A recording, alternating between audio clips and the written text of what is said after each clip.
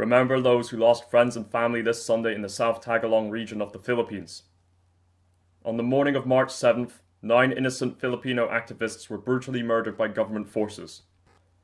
This atrocity took place as part of the Rodrigo Duterte regime's campaign of terror launched at the start of this month, with a public statement by the Filipino president calling on soldiers to ignore human rights. This sort of rhetoric is nothing new. Duterte is the same man who in 2018 called on the military to shoot communist women in the genitals. The supposed aim of this March offensive was to crack down on armed communist rebels. However, these actions clearly show that the cowards of the armed forces of the Philippines and Filipino National Police would rather prefer to turn their guns on defenseless civilian targets. Young people in Ireland should express our deep frustration with the European Union's complicit part in this series of inhumane mass killings. While condemning Duterte for human rights abuses, from his election in 2016 to 2019, European Union countries such as Spain, France and Germany sold €8.1 billion worth of export licenses to the Filipino government for €211 million of military equipment. According to the Co-Arm Archive, items sold included explosives, ammunition, and toxic agents. The EU is also the largest foreign investor in the Philippines, with a foreign direct investment stock of €13.8 billion in 2019.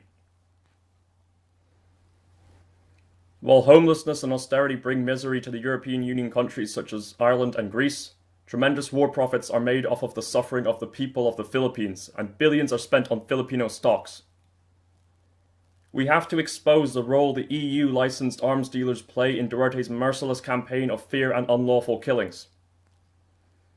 How many more innocent lives will be lost before the profits are enough? How many more journalists, indigenous rights activists, religious minorities, trade union members, and political prisoners have to be deprived of basic human rights before somebody stands up?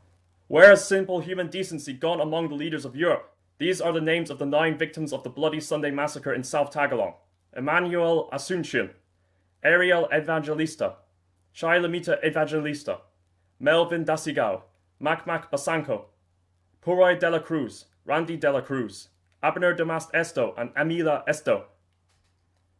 Shame on the cowards who committed this cold-blooded act. Shame on those who value property over human life. Justice for the South Tagalong 9.